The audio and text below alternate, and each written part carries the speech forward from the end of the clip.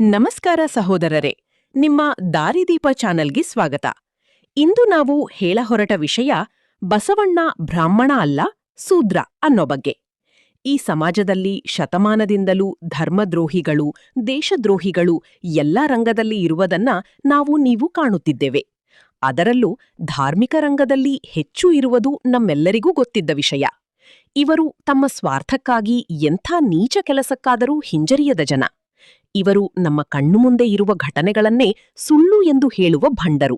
ಸಾವಿರಾರು ವರ್ಷದ ಇತಿಹಾಸವನ್ನು ತಿರುಚಿ ಸುಳ್ಳು ಇತಿಹಾಸ ಸೃಷ್ಟಿಸಿ ಇದನ್ನೇ ಸತ್ಯ ಅಂತ ವಾದ ಮಾಡುವ ಹಾಗೂ ಅದಕ್ಕೆ ತಕ್ಕ ಹಾಗೆ ಸುಳ್ಳು ಕೃತಿಗಳನ್ನ ರಚಿಸಿ ನಂಬುವ ಹಾಗೆ ಜನರ ಕಣ್ಣಿಗೆ ಮಣ್ಣೇರೆಚುವುದರಲ್ಲಿ ಪ್ರವೀಣರು.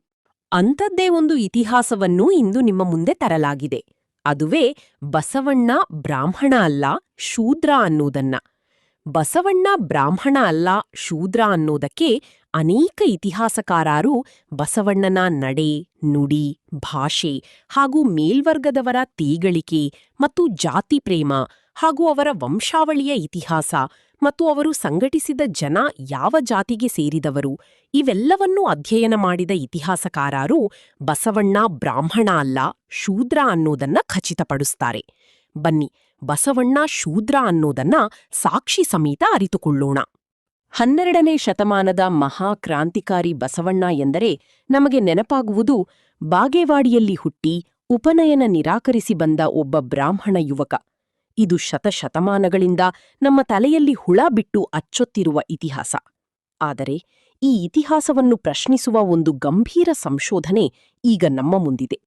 ಖ್ಯಾತ ಚಿಂತಕ ಬಂಜಗೆರೆ ಜಯಪ್ರಕಾಶ್ ಅವರು ಹೇಳುವಂತೆ ಬಸವಣ್ಣ ಬ್ರಾಹ್ಮಣ ಕುಲದವರಲ್ಲ. ಹಾಗಾದರೆ ಬಸವಣ್ಣ ಯಾರು? ಅವರ ನಿಜವಾದ ಜಾತಿ ಯಾವುದು? ಬಂಜಗೆರೆಯವರು ನೀಡುವ ಸಾಕ್ಷ್ಯಗಳೇನು? ಇಂದಿನ ವಿಶೇಷ ವರದಿಯಲ್ಲಿ ಈ ಕುರಿತು ಸಮಗ್ರ ಚರ್ಚೆ ಮಾಡೋಣ. ಬಂಜಗೆರೆ ಜಯಪ್ರಕಾಶ್ ಅವರು ತಮ್ಮ ಆನುದೇವ ಹೊರಗಣವನು ಕೃತಿಯಲ್ಲಿ ಒಂದು ಸ್ಫೋಟಕವಾದವನ್ನು ಮಂಡಿಸುತ್ತಾರೆ. ಅವರ ಪ್ರಕಾರ ಬಸವಣ್ಣನವರನ್ನು ಬ್ರಾಹ್ಮಣ ಎಂದು ಚಿತ್ರಿಸಿರುವುದು ನಂತರ ಬಂದ ಪುರಾಣ ಕವಿಗಳೇ ಹೊರತು ಸ್ವತಃ ಬಸವಣ್ಣನವರಲ್ಲ. ಬಸವಣ್ಣನವರ ವಚನಗಳೇ ಅವರ ಅಸ್ಮಿತೆಗೆ ದೊಡ್ಡ ಸಾಕ್ಷಿ ಎನ್ನುತ್ತಾರೆ ಬಂಜಗೆರೆ. ಸಾಂಪ್ರದಾಯಿಕ ಕಥೆಯ ಪ್ರಕಾರ ಬಸವಣ್ಣ 8 ವರ್ಷಕ್ಕೆ ಉಪನಯನ ನಿರಾಕರಿಸಿದರು. ಬಂಜಗಿರಿಯವರು ಪ್ರಶ್ನಿಸುವುದೇನೆಂದರೆ, 8 ವರ್ಷದ ಬಾಲಕನಿಗೆ ಅಷ್ಟು ದೊಡ್ಡ ವ್ಯವಸ್ಥೆಯನ್ನು ವಿರೋಧಿಸುವ ಶಕ್ತಿ ಎಲ್ಲಿಂದ ಬಂತು?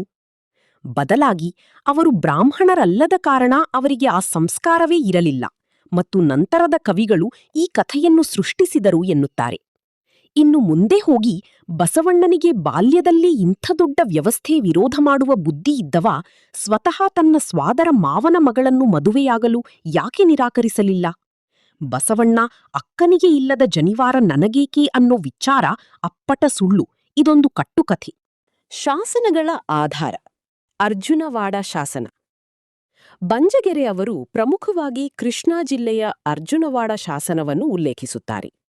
ಈ ಶಾಸನದಲ್ಲಿ ಬಸವಣ್ಣನವರ ವಂಶಾವಳಿಯ ಉಲ್ಲೇಖವಿದ್ದು, ಅಲ್ಲಿ ಬಸವಣ್ಣನವರನ್ನು ಕವಿಲಾಸದ ಗಣಗಳು ಎಂದು ಕರೆಯಲಾಗಿದೆಯೇ ಹೊರತು ಎಲ್ಲೂ ವಿಪ್ರ ಅಥವಾ ಬ್ರಾಹ್ಮಣ ಎಂದು ಕರೆದಿಲ್ಲ ಎಂಬುದು ಅವರ ವಾದ. ಕೆಲವು ಹಳೆಯ ಶಾಸನಗಳಲ್ಲಿ ಬಸವಣ್ಣನವರನ್ನು ಆನುವಂಶಿಕ ಶೂದ್ರರು ಎಂದು ದಾಖಲಿಸಲಾಗಿದೆ ಎಂದು ಅವರು ಪ್ರತಿಪಾದಿಸುತ್ತಾರೆ. ಸಹಜ ಭಾಷೆ. ವಚನಗಳ ಭಾಷೆ ಪಂಡಿತರ ಸಂಸ್ಕೃತ ಭೂಯಿಷ್ಠ ಭಾಷೆಯಾಗಿರದೆ ಹಾಲಮತ, ಮಾದಾರ, ಡೋಹರ ಮತ್ತು ರೈತ ವರ್ಗದವರು ಬಳಸುವ ಅಪ್ಪಟ ಕನ್ನಡವಾಗಿದೆ.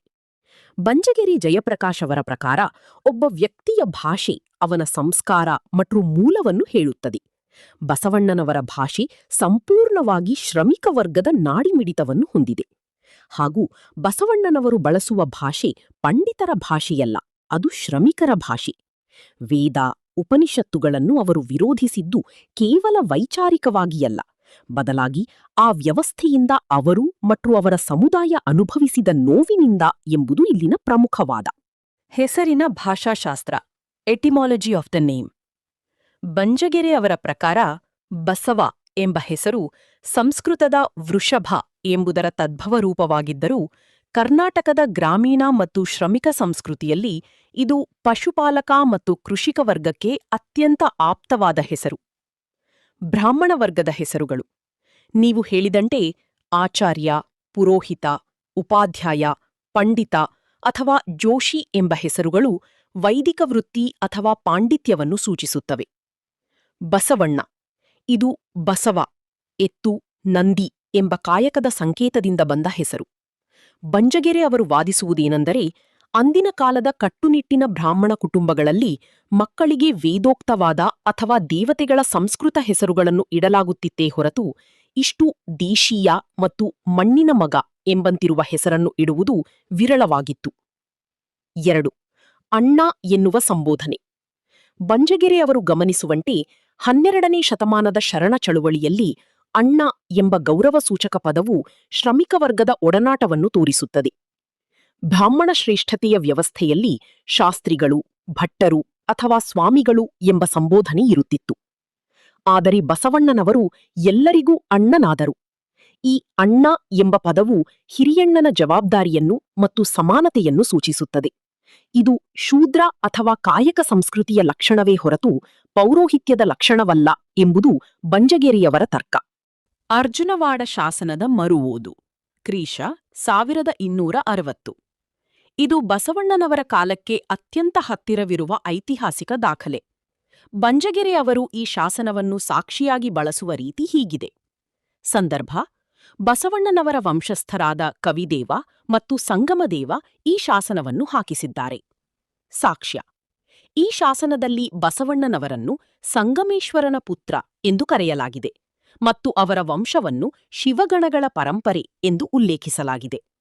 ಬಂಜಗೆರೆಯವರ ಪ್ರಕಾರ, ಒಂದು ವೇಳೆ ಬಸವಣ್ಣನವರು ಬ್ರಾಹ್ಮಣರಾಗಿದ್ದರೆ ಅಂದಿನ ಕಾಲದ ಸಂಪ್ರದಾಯದಂತೆ ಅವರ ಗೋತ್ರ ಮತ್ತು ಶಾಖೆಯನ್ನು, ಉದಾಹರಣೆಗೆ ಭಾರದ್ವಾಜ ಗೋತ್ರ, ಆಶ್ವಲಾಯನ ಶಾಖೆ, ಶಾಸನದಲ್ಲಿ ಕಡ್ಡಾಯವಾಗಿ ದಾಖಲಿಸಬೇಕಿತ್ತು.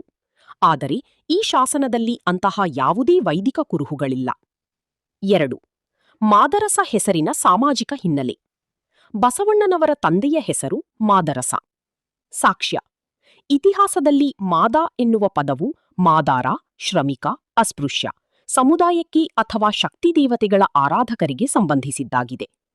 ಬಂಜಗೆರೆಯವರು ವಾದಿಸುವುದೇನೆಂದರೆ, ಇತಿಹಾಸದ ಯಾವುದೇ ಹಂತದಲ್ಲಿ ಬ್ರಾಹ್ಮಣರು ತಮ್ಮ ಮಕ್ಕಳಿಗೆ ಮಾದ ಎನ್ನುವ ಹೆಸರನ್ನು ಇಟ್ಟ ಉದಾಹರಣೆಗಳಿಲ್ಲ. ನಂತರದ ಕವಿಗಳು ಈ ಹೆಸರನ್ನು ಬದಲಾಯಿಸಲು ಸಾಧ್ಯವಾಗದೆ ಅದಕ್ಕೊಂದು ಅರಸ, ಮಾದ ಪ್ಲಸ್ ಅರಸ ಎಂಬ ಪದ ಸೇರಿಸಿ ಗೌರವ ನೀಡಲು ಪ್ರಯತ್ನಿಸಿದರು ಎನ್ನುವುದು ಅವರ ವಾದ. ವಚನ ಸಂಖ್ಯೆ 348ರ ವಿಶ್ಲೇಷಣೆ. ಬಸವಣ್ಣನವರ ಒಂದು ಪ್ರಸಿದ್ಧ ವಚನ ಹೀಗಿದೆ: ಆನು ದೇವ ಹೊರಗಣವನು, ನಿಮ್ಮೊಳಗಣವನಲ್ಲ. ಬಂಜಗೆರೆಯವರ ವ್ಯಾಖ್ಯಾನ: ಇಲ್ಲಿ ಹೊರಗಣವನು ಎಂದರೆ ಕೇವಲ ವಿನಯವಂತ ಎಂದಲ್ಲ. ಅಂದಿನ ಸಾಮಾಜಿಕ ವ್ಯವಸ್ಥೆಯಲ್ಲಿ ವರ್ಣಾಶ್ರಮದಿಂದ ಅಥವಾ ಊರಿನಿಂದ ಹೊರಗಿದ್ದವರನ್ನು, ಔಟ್ಕಾಸ್ಟ್ಸ್ ಅಥವಾ ಶೂದ್ರಾಸ್, ಹೊರಗಣವರು ಎಂದು ಕರೆಯಲಾಗುತ್ತಿತ್ತು. ಬಸವಣ್ಣನವರು ತಮ್ಮ ಸಾಮಾಜಿಕ ಸ್ಥಾನಮಾನವನ್ನು ಇಲ್ಲಿ ನೇರವಾಗಿ ಹೇಳಿಕೊಂಡಿದ್ದಾರೆ ಎಂಬುದು ಅವರ ಅಭಿಮತ. 4. ಹರಿಹರನ ಬಸವರಾಜ ದೇವರ ರಗಳೆಯ ವೈರುಧ್ಯ.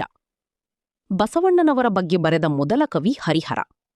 ಬಂಜಗೆರೆಯವರು ಹರಿಹರನ ಸಾಹಿತ್ಯದಲ್ಲಿನ ಒಂದು ನಿರ್ದಿಷ್ಟ ಅಂಶವನ್ನು ಎತ್ತಿ ತೋರಿಸುತ್ತಾರೆ. ಸಾಕ್ಷ್ಯ: ಬಸವಣ್ಣನವರು ಜನಿವಾರವನ್ನು ಹರಿದು ಎಸೆದರು ಎಂದು ಹರಿಹರ ಬರೆಯುತ್ತಾನೆ. ಆದರೆ ಅದೇ ಹರಿಹರನು ಬಸವಣ್ಣನವರು ಬ್ರಾಹ್ಮಣರ ಆಚಾರ ವಿಚಾರಗಳನ್ನು ಕಲಿಯಲು ಒಲವು ತೋರಲಿಲ್ಲ ಎಂದು ಬರೆಯುತ್ತಾನೆ. ಬಂಜಗೆರೆಯವರ ಪ್ರಕಾರ ಬಸವಣ್ಣನವರಿಗೆ ಬ್ರಾಹ್ಮಣ ಸಂಸ್ಕಾರಗಳ ಬಗ್ಗೆ ಮೊದಲಿನಿಂದಲೂ ಯಾವುದೇ ಜ್ಞಾನ ಅಥವಾ ಆಸಕ್ತಿ ಇರಲಿಲ್ಲ. ಇದು ಅವರು ಆ ಪರಿಸರದಲ್ಲಿ ಹುಟ್ಟಿದವರಲ್ಲ, ಬದಲಾಗಿ ಹೊರಗಿನಿಂದ ಬಂದವರು ಎನ್ನುವುದಕ್ಕೆ ಸಾಕ್ಷಿ. ಕವಿಲಾಸದ ಗಣಗಳು ಎನ್ನುವ ಪದಪ್ರಯೋಗ. ಕೆಲವು ಹಳೆಯ ಹಸ್ತಪ್ರತಿಗಳಲ್ಲಿ ಬಸವಣ್ಣನವರ ವಂಶವನ್ನು ಕವಿಲಾಸದ ಗಣಗಳು ಎಂದು ಕರೆಯಲಾಗಿದೆ. ಸಾಕ್ಷ್ಯ: ಗಣಗಳು ಎನ್ನುವ ಪದವು ಮೂಲತಃ ಬುಡಕಟ್ಟು ಅಥವಾ ಶ್ರಮಿಕ ಸಂಘಟನೆಯನ್ನು ಸೂಚಿಸುತ್ತದೆ. ಬ್ರಾಹ್ಮಣ ಕುಟುಂಬಗಳನ್ನು ಕುಲ ಅಥವಾ ವಂಶ ಎಂದು ಕರೆಯಲಾಗುತ್ತಿತ್ತು. ಬಸವಣ್ಣನವರನ್ನು ಗಣಗಳಿಗೆ ಹೋಲಿಸುವುದು ಅವರು ಮೂಲ ನಿವಾಸಿ ಪಂಗಡಕ್ಕೆ ಸೇರಿದವರು ಎಂಬುದನ್ನು ಪುಷ್ಟೀಕರಿಸುತ್ತದೆ. 6. ಕಾಯಕದ ಪರಿಭಾಷೆ, ಆಕ್ಯುಪೇಷನಲ್ ಎವಿಡೆನ್ಸ್. ಬಸವಣ್ಣನವರು ಬಳಸಿದ ಉಪಮೆಗಳು ಅತ್ಯಂತ ನಿರ್ದಿಷ್ಟವಾಗಿವೆ. ಉದಾಹರಣೆಗೆ, ಕುಂಬಾರನ ಚಕ್ರ, ಅಗಸನ ಬಂಡೆ, ಕಮ್ಮಾರನ ಅಗ್ಗಿಷ್ಟಿಕೆ ಇವುಗಳ ಬಗ್ಗೆ ಅವರು ನೀಡುವ ವಿವರಣೆಗಳು ಕೇವಲ ಮೇಲ್ನೋಟದ ಜ್ಞಾನವಲ್ಲ. ಸಾಕ್ಷ್ಯ: ಒಬ್ಬ ಪಂಡಿತನಿಗೆ ಇವುಗಳ ತತ್ವ ತಿಳಿಯಬಹುದು, ಆದರೆ ಅವುಗಳ ಬೆವರು ಮತ್ತು ನೋವು ತಿಳಿಯುವುದು ಆ ವರ್ಗದಲ್ಲಿ ಹುಟ್ಟಿದವನಿಗೆ ಮಾತ್ರ. ಬಸವಣ್ಣನವರ ವಚನಗಳಲ್ಲಿನ ಸಂವೇದನೆ, ಸೆನ್ಸಿಟಿವಿಟಿ, ಸಂಪೂರ್ಣವಾಗಿ ಶೂದ್ರ ಸಂವೇದನೆಯಾಗಿದೆ. ಹೊರಗಣವನು ಮತ್ತು ಸಾಮಾಜಿಕ ಬಹಿಷ್ಕಾರದ ಭಾಷೆ. ಬಸವಣ್ಣನವರು ತಮ್ಮ ವಚನಗಳಲ್ಲಿ ಬಳಸುವ ಪದಪ್ರಯೋಗಗಳು ಅವರ ಆಳದ ನೋವನ್ನು ವ್ಯಕ್ತಪಡಿಸುತ್ತವೆ. ಆಳವಾದ ವಿಶ್ಲೇಷಣೆ. ಬಸವಣ್ಣನವರು ಹೇಳುವ ಆನುದೇವ ಹೊರಗಣವನು ಎಂಬ ಸಾಲನ್ನು ಸಾಂಪ್ರದಾಯಿಕವಾಗಿ ನಾನು ದೇವರಿಗಿಂತ ದೂರದವನು ಎಂದು ಅರ್ಥೈಸಲಾಗಿದೆ. ಆದರೆ ಬಂಜಗೆರೆಯವರು ಇದನ್ನು ಅಂದಿನ ಜಾತಿ ಪದ್ಧತಿಯ ಹಿನ್ನೆಲೆಯಲ್ಲಿ ನೋಡುತ್ತಾರೆ. ಅಂದಿನ ಕಾಲದಲ್ಲಿ ಯಾರನ್ನು ಊರಿನಿಂದ ಅಥವಾ ಧರ್ಮದಿಂದ ಹೊರಗಿಡಲಾಗುತ್ತಿತ್ತೋ ಅವರನ್ನು ಹೊರಗಣವರು ಎನ್ನಲಾಗುತ್ತಿತ್ತು. ಬಸವಣ್ಣನವರು ತಮ್ಮನ್ನು ತಾವು ಹೊರಗಣವನು ಎಂದು ಕರೆದುಕೊಳ್ಳುವುದು ಅವರು ಚತುರ್ವರ್ಣ ಪದ್ಧತಿಯಲ್ಲಿ ಸ್ಥಾನವಿಲ್ಲದ ಕೆಲವರ್ಗದ ಸಮುದಾಯದಿಂದ ಬಂದವರು ಎಂಬುದನ್ನು ಪುಷ್ಟೀಕರಿಸುತ್ತದೆ. ಚೆನ್ನಯ್ಯನ ಮಗ ಅಥವಾ ಅವರ ವಂಶದವನೆಂದು ನೇರವಾಗಿ ಗುರುತಿಸಿಕೊಂಡಿರುವ ಅನೇಕ ವಚನಗಳಿವೆ.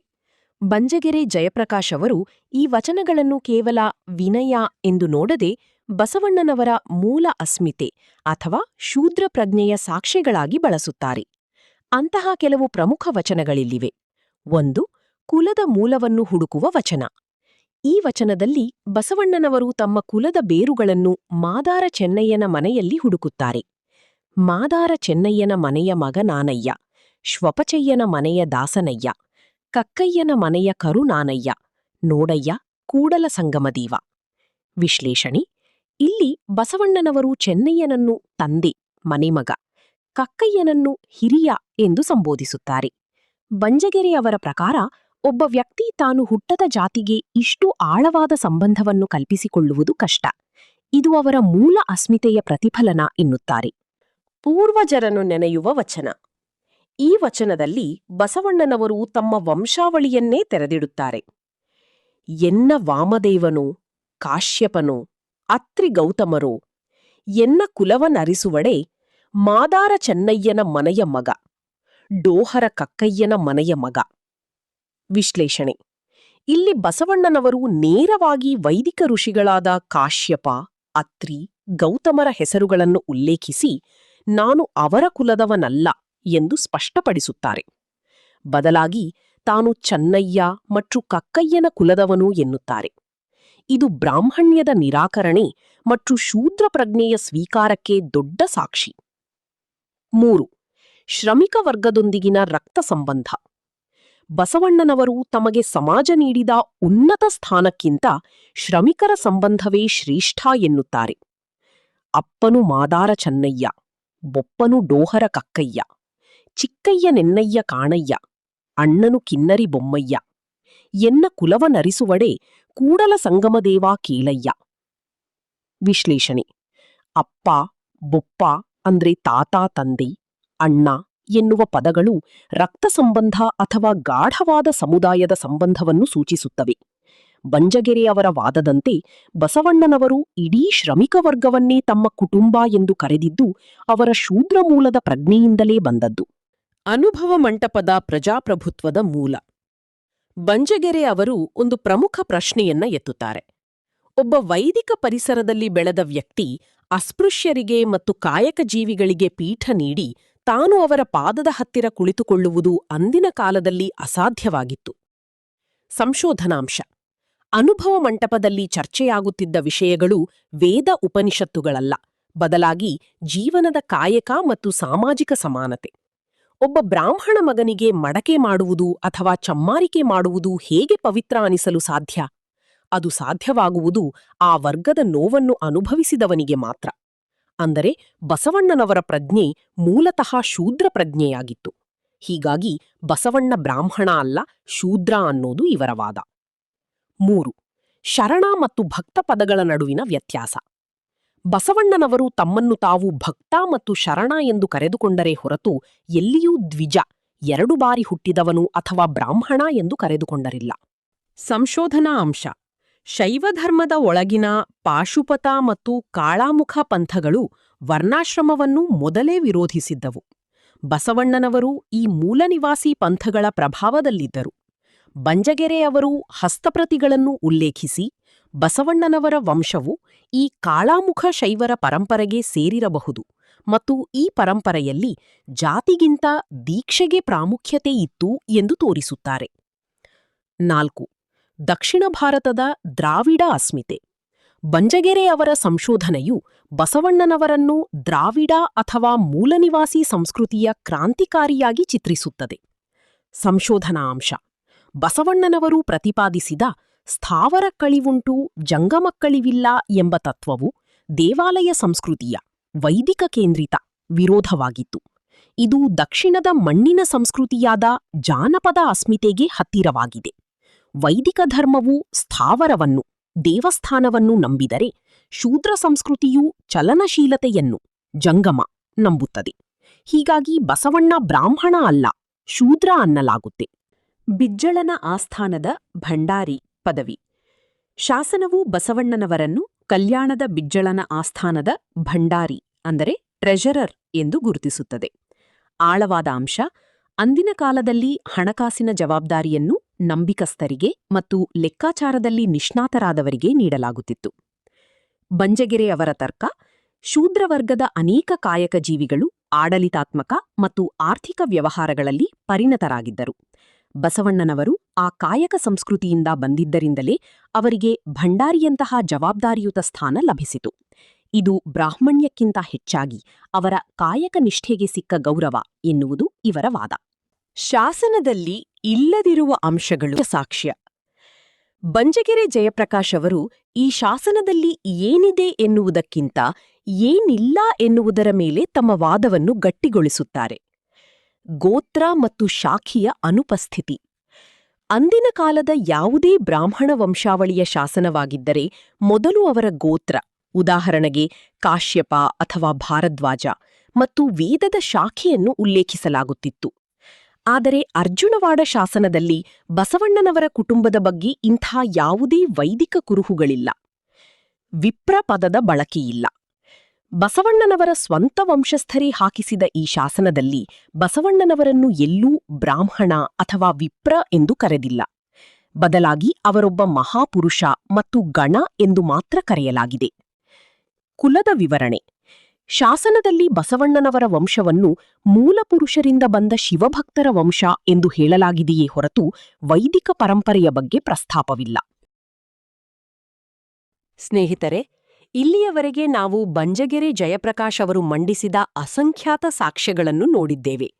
ಅರ್ಜುನವಾಡ ಶಾಸನದಲ್ಲಿ ಮೌನವಾಗಿರುವ ಗೋತ್ರದ ವಿಷಯವಿರಲಿ, ಬಸವಣ್ಣನವರು ತಮ್ಮ ವಚನಗಳಲ್ಲಿ ಹೊರಗಣವನು ಎಂದು ಕರೆದುಕೊಂಡ ಆಳದ ನೋವಿರಲಿ, ಅಥವಾ ಮಾದಾರ ಚೆನ್ನಯ್ಯನನ್ನು ತನ್ನ ಅಪ್ಪ ಎಂದು ಒಪ್ಪಿಕೊಂಡ ರಕ್ತಗತವಾದ ಆಪ್ತತೆಯಿರಲಿ, ಇವೆಲ್ಲವೂ ಬೆರಳು ಮಾಡಿ ತೋರಿಸುತ್ತಿರುವುದು ಒಂದೇ ದಿಕ್ಕಿನತ್ತ. ಅದುವೇ ಬಸವಣ್ಣ ಬ್ರಾಹ್ಮಣನಲ್ಲ, ಶೂದ್ರ ಅನ್ನೋದನ್ನ. ಬಂಧುಗಳೇ, ದಾರಿದೀಪದ ಈ ವಿಶೇಷ ವರದಿಯ ಉದ್ದೇಶ ಯಾರನ್ನೂ ಟೀಕಿಸುವುದಲ್ಲ, ಬದಲಾಗಿ ಇತಿಹಾಸದ ಮರೆಯಾದ ಪುಟಗಳನ್ನು ನಿಮ್ಮ ಮುಂದೆ ಇಡುವುದು. ಈಗ ನಿಮ್ಮ ಮುಂದೆ ಒಂದು ಪ್ರಶ್ನೆ: ಬಸವಣ್ಣನವರ ಈ ಹೊಸ ಅಸ್ಮಿತೆಯ ಬಗ್ಗೆ ನಿಮ್ಮ ಅಭಿಪ್ರಾಯವೇನು? ಬಂಜಗೆರೆ ಜಯಪ್ರಕಾಶ್ ಅವರ ವಾದದಲ್ಲಿ ನಿಮಗೆ ಸತ್ಯಾಂಶ ಕಾಣಿಸುತ್ತಿದೆಯೇ? ನಿಮ್ಮ ಅನಿಸಿಕೆಗಳನ್ನು ಕಮೆಂಟ್ ಬಾಕ್ಸ್ನಲ್ಲಿ ತಪ್ಪದೇ ಹಂಚಿಕೊಳ್ಳಿ. ಇತಿಹಾಸದ ಇಂತಹದ್ದೇ ರೋಚಕ ಸತ್ಯಗಳಿಗಾಗಿ ದಾರಿದೀಪ ಚಾನೆಲ್ ಅನ್ನು ಸಬ್ಸ್ಕ್ರೈಬ್ ಮಾಡಿ, ಲೈಕ್ ಮಾಡಿ, ನಿಮ್ಮ ಮಿತ್ರಬಂಧುಗಳಿಗೆ ಶೇರ್ ಮಾಡಿ. ಧನ್ಯವಾದ.